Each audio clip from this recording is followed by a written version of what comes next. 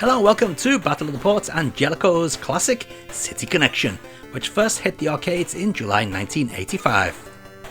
In City Connection, you control Clarice in her Honda City hatchback and must drive over elevated roads to paint them. Clarice is pursued by police cars, which she can stun by hitting them with oil cans. Apparently the design was inspired by maze chase games like Pac-Man and Crush Roller. Clarence traverses through 12 side-scrolling stages that take place within famous locations around the world, including New York, London, and parts of Japan.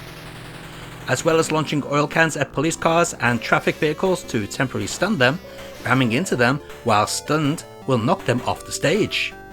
Cats are invulnerable to oil cans and cannot be killed by any means. If the player remains on the same stage for an extended period of time, spikes extrude from the ground and instantly kill Clarice. On occasions, a red-coloured balloon may appear in the stage, and collecting 3 of these warps the player to a new area and grants them bonus points.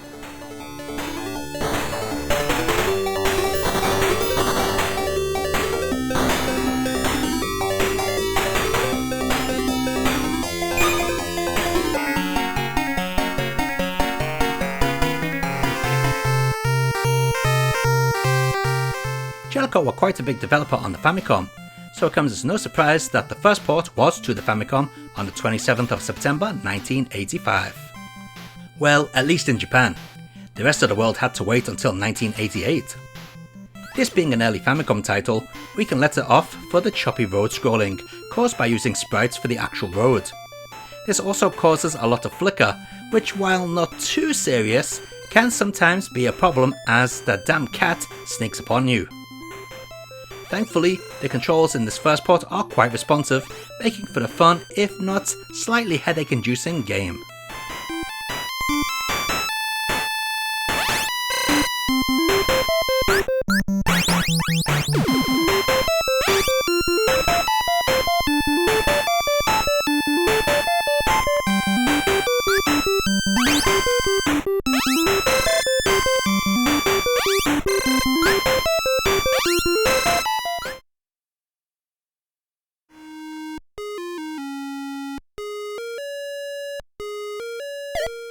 In 1986, Jellicoe ported City Connection to the MSX on ROM cartridge. Now obviously we can't expect the MSX to scroll the screen on a game like this. It would be incredibly choppy. So what we get is a version that switches screens. However, this isn't the main problem with this port. The issue here are the controls. The game feels nothing like City Connection. The car feels incredibly light, it can't change direction as fast as the arcade or Famicom version, and it jumps like it's on the moon. The enemy is also random and doesn't always follow the same path from screen to screen. Also, for some reason, when you kill an enemy car, they change into a heart, which makes a Pac-Man-like sound effect when picked up. I'd give this version a pass.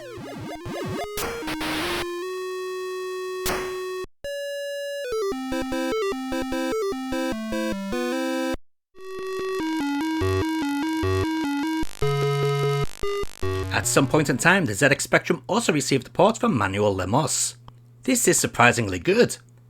The scrolling, while not super smooth, is good enough, and the gameplay is quite similar to the arcade version. I also like the animation on the car, something Jellicoe's own MSX port was lacking. We also get a terrifying screech from the cat when you run it over. Classic.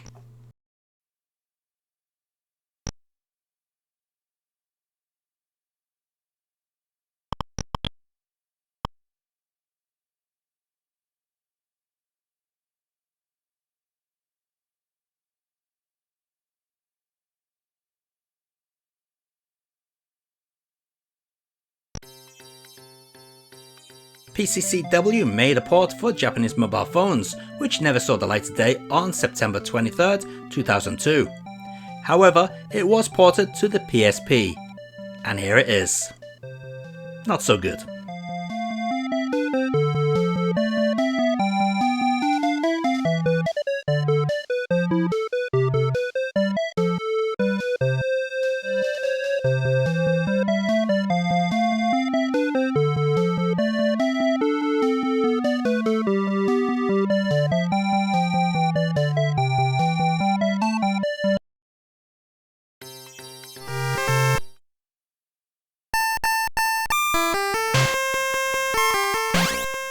PCCW are back with another port, but this time on the PlayStation, which can be found on the Jellicoe Collection Volume 1.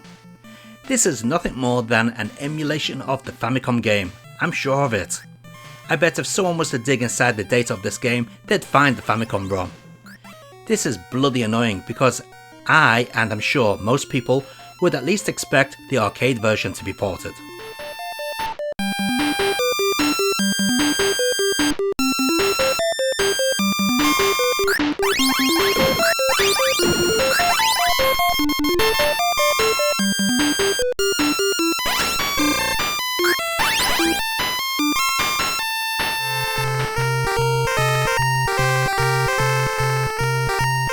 Jellicoe again with another port, this time to the Gameboy Advance. This version was released on May 25th, 2004 and can be found on the Jajamaru Jr. Denshoki Jarekore mo Ari Soru. Yeah, Jellicoe were never very good at being original. Jarekore? Yeah, that isn't a rip-off of Sega's Satekore, the label that came out years earlier. Oh well, I guess the cheap name reflects the cheap nature of this one, as it is again another crappy Famicom emulation port, but to add even more insult, the emulation is bloody awful. Just look and listen to the state of it.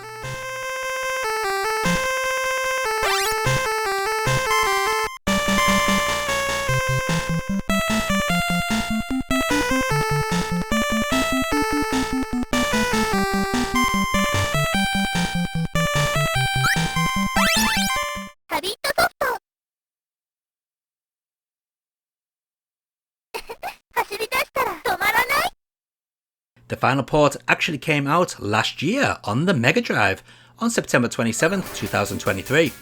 Yep, Japanese homebrew developer Habitsoft actually made a fully licensed port of City Connection that you can buy right now from their homepage, and I'm sure Amazon Japan too.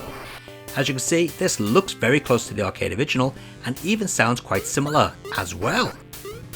I do like the way this port plays more than the arcade original, as it is now easier to avoid those bloody cats that keep getting in the way. This is a fantastic port with a fantastic physical release. Check it out.